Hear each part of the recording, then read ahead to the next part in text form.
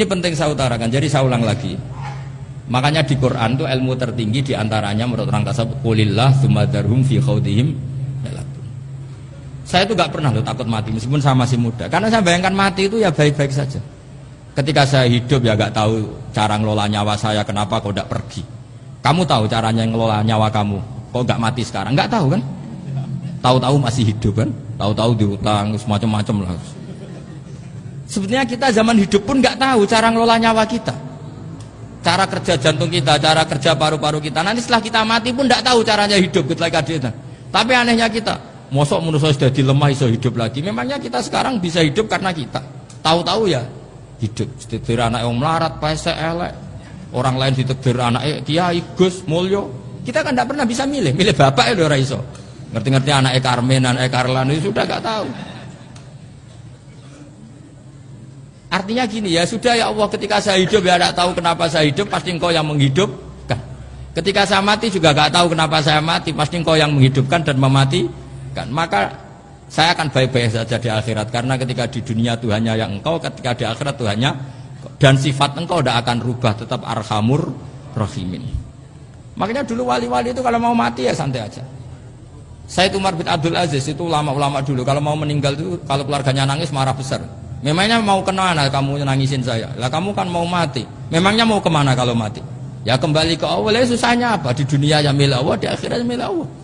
Inna sholati wa nusuki wa mahyaya wa mamati lillahi rabbil. Yang aneh sampai harus melarat orang wani mati. Wah, aneh tenan. Ya karena sampean tahu mungkin di akhirat lebih miskin lagi kan karena. Itu repot nah terus. Coba kalau dari awal kita menstatuskan diri kita biadillah. Inna sholati wa nusuki wa mahyaya wa mamati. Tapi kamu salah status. Mengatakan kehidupan adalah momen untuk mencari kesejahteraan. Kehidupan adalah momen untuk cari karir. Kamu mensifati kehidupan secara salah. Jika kamu terjebak nyari karir, nyari kaya. Coba kalau kamu pakai mazhabnya Sufi, kehidupan adalah pemberian dari Allah untuk kembali kepada Allah. Kematian ya seperti itu. Akhirnya ya santai saja. Inna sholati wa nusuki wa mahyaya wa mamati lillahi rabbil alamin. Istri juga gitu. Saya itu tidak sombong, saya itu mulai nikah sampai sekarang itu hampir gak pernah tukaran sama istri. Sama istri saya itu sering bilang gini, Gus kali-kali kalau saya ngamuk itu diwales, dilawan, supaya saya punya musuh katanya. Betul ya? Ya saya bilang gini, Allah itu maha baik sama saya. Ketika harmonis ganjaran saya ya lewat harmonis itu, sehingga saya ngasih uang menyenangkan Anda. Ketika Anda marah ganjaran saya lewat sabar. Ya sudah itu semuanya baik. Kalau kamu marah, saya tidak dapat pahala. Makanya kalau kamu marah tak dengerin. Ini cara Allah membuat pahala tanpa bayar kata saya. Justru kalau pas rukun itu untuk dapat pahala harus nyervis, jajak nukokno kelambi mahal katanya. Boros itu pahala yang boros kata saya. Tapi kalau kamu marah ini pahala paling murah, nggak usah biaya, dapat apa? Pahala. Cukup sabar. Lu itu kalau terlatih lama-lama dapat ya biasa saja. Ulama dulu seperti itu semua. Imam Syafi'i itu pernah ada orang baik sekali sama beliau. Orangnya itu munafik padahal. Tapi kalau setelah keluar dari Imam Syafi'i dia memaki-maki Imam Syafi'i. Suatu saat beliau dikasih tahu orang yang tadi muji-muji jenengan itu di luar maki-maki jenengan. Imam Syafi'i itu guyu.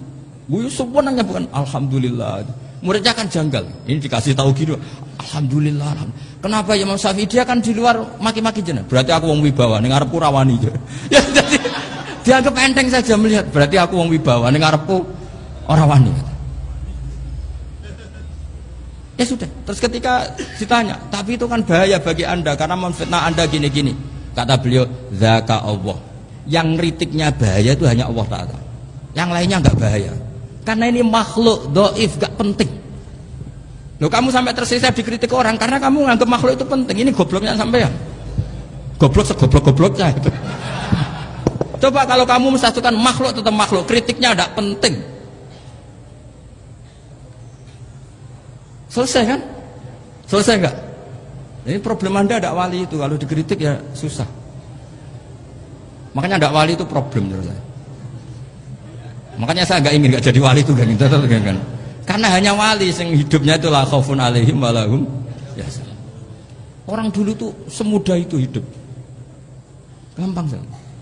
Dulu ceritanya di antara ceritanya manakibnya saya Ja'far Shadiq itu, kalau ada orang memaki-maki dia itu dikirimi hadiah. Kenapa ya? Karena kebaikan kamu telah kamu berikan kepada saya, ini hadiahnya. Sampai malu yang ngeritik itu. Kan kalau orang rasani itu kan kebaikannya dikasihkan sama yang dirasani. Lah kamu kan ngajinya seperti itu, tapi dirasani kok susah. Harusnya kan kasih aja, ditransferi saja. Alhamdulillah.